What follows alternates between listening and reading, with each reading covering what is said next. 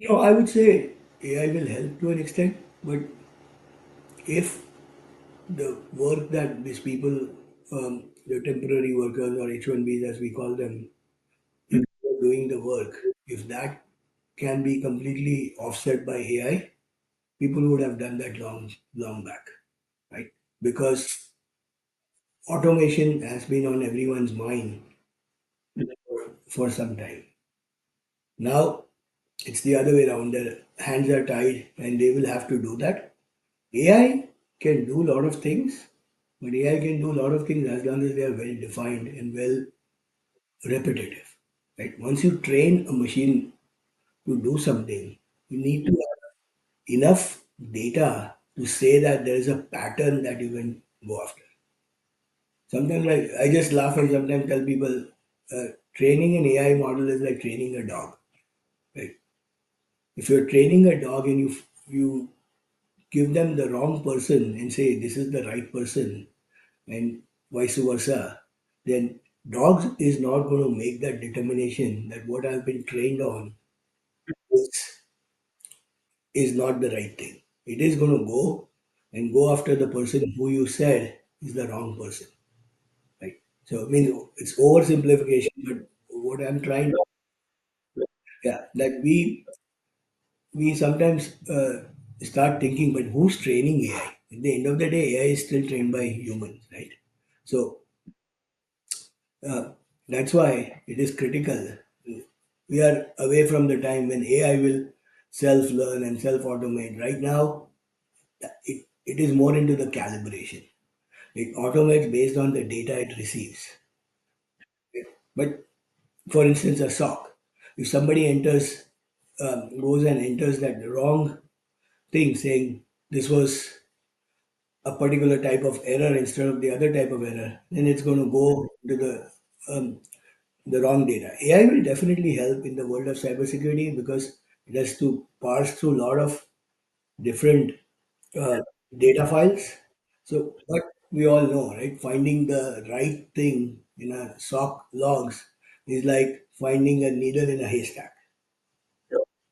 We need to know where the problem lies so that we can go after a particular narrowed down area to go ahead and say that okay, this is what we need to do. So AI will definitely help, but both AI and cybersecurity are moving targets.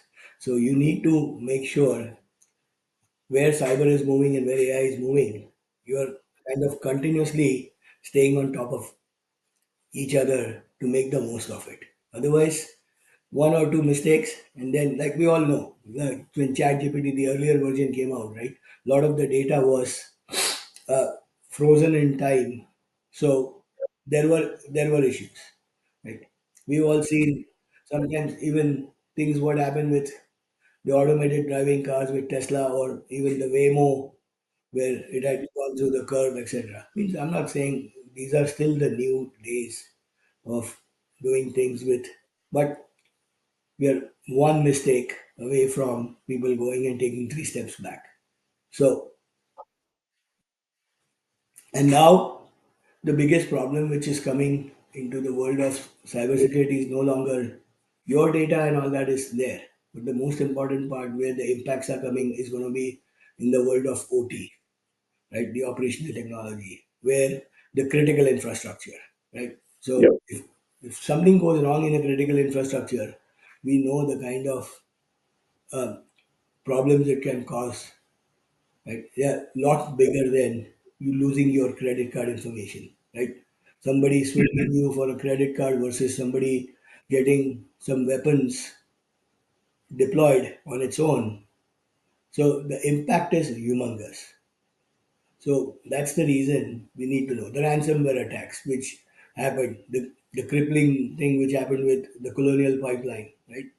Or we've seen a lot of states, a lot of public agencies also have been subject to these things.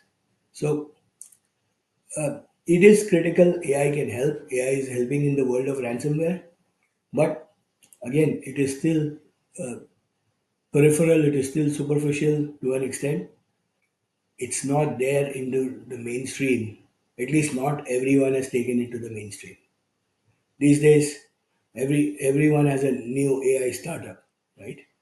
But if you come back after 2 years, some of those startups are, instead of building a product, they are window dressing so they can be absorbed by one of the big companies, right? And it's a part of business decision. I'm not denying that, but at the same time, that's where people are not going to the end-to-end life cycle. No one's going and building the product. They go up to step 4 or 5, and they expect to be bought, right? So basically, their exit strategy is very clear, and that is also happening. Some of the things with the current generation as well. They're looking at, okay, the saturation point is coming a lot faster, and that's what needs to stop. If something like this, something like cybersecurity, which is very integral, which is very core part of your day-to-day lives, then you need to continue into that journey.